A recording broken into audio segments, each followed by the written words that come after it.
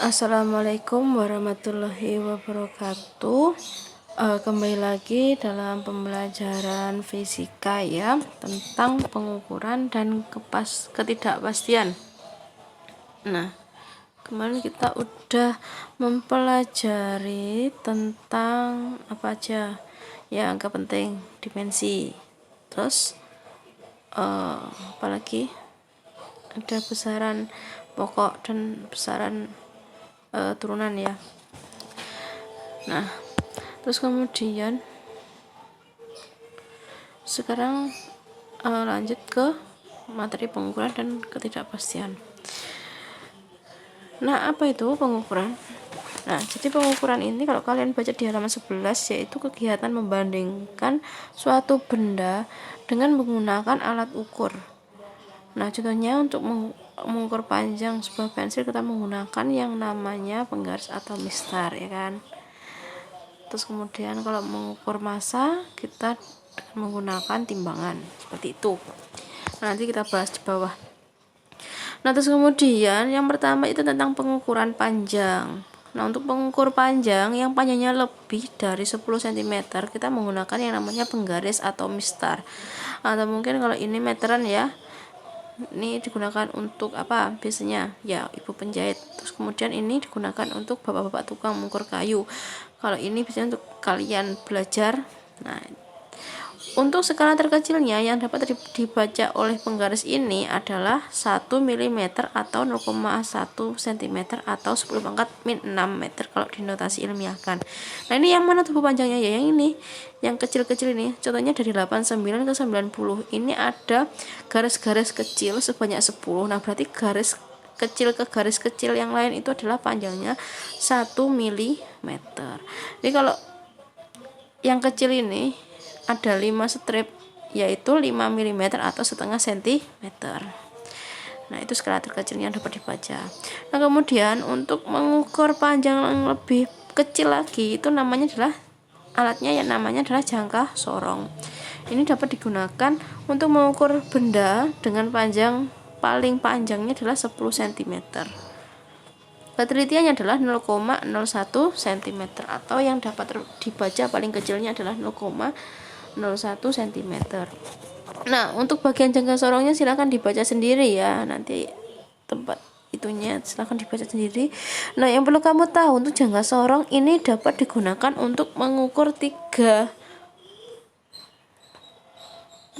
bagian dari suatu benda.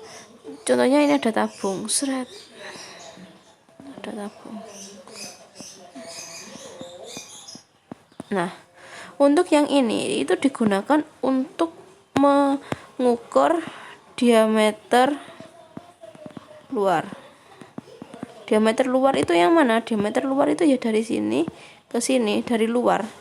Jadi dicapai seperti ini. Ya. Seperti itu. Terus kemudian yang nomor 2 ini digunakan untuk mengukur diameter dalam.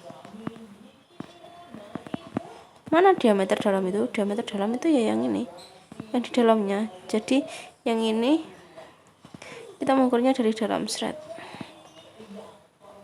Nah, terus kemudian yang ketiga itu yang nomor 3 ini. Ini kalau kita tarik ini seret sana, maka ini semakin panjang juga. Nah, cara bacanya sama kayak yang ini. Itu untuk mengukur kedalaman. Kedalaman itu yang mana? Ya, dalamnya benda ini sampai sini berapa gitu. Untuk mengukur kedalaman. Tak tuliskan aja kedalaman.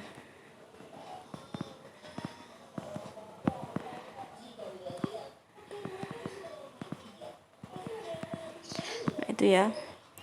Nah, untuk mengukur yang lebih kecil lagi, biasanya untuk mengukur ketebalan buku, ketebalan kertas dan lain sebagainya. Mohon maaf, ini masih dalam jangka sorong, ding. Maaf.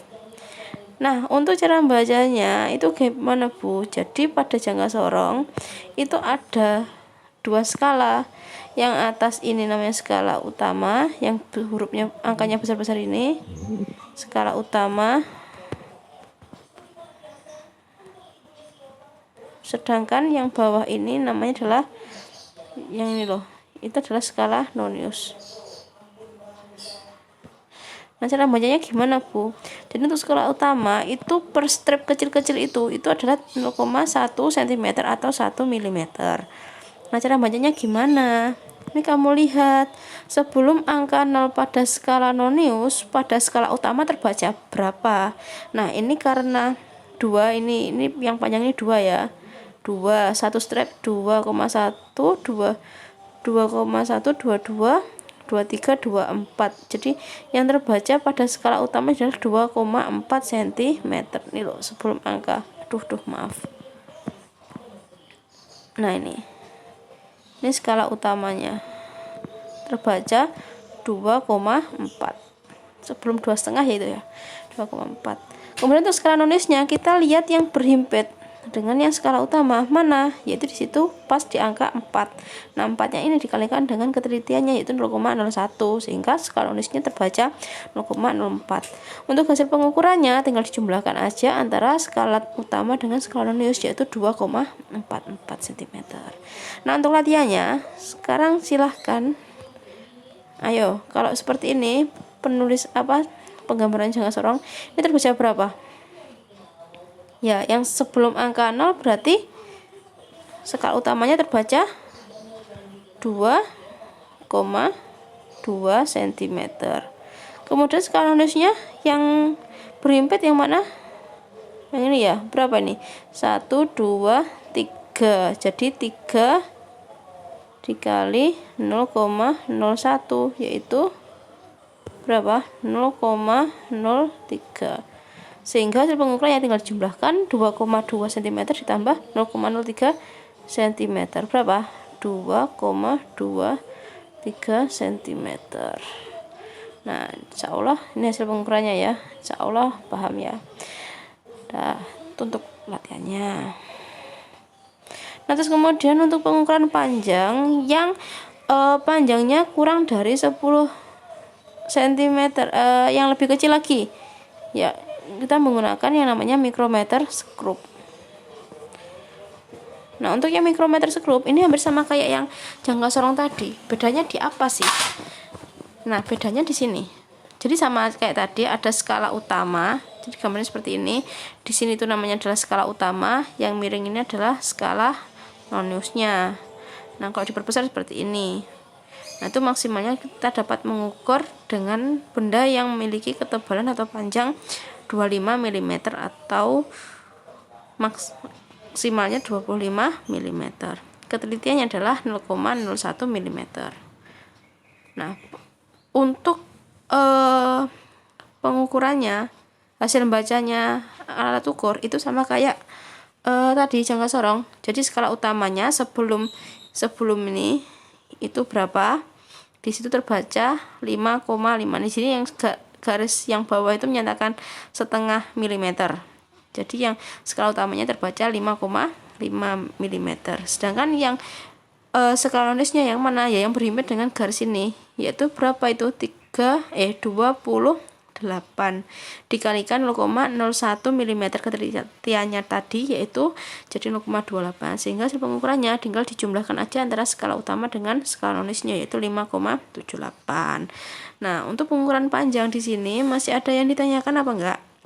Nah, mungkin kalau masih ada yang ditanyakan nanti bisa komentar di bawah ya. Nah, sementara videonya untuk pengukuran panjang yang dulu nanti saya sambung ke video berikutnya. Wassalamualaikum warahmatullahi wabarakatuh.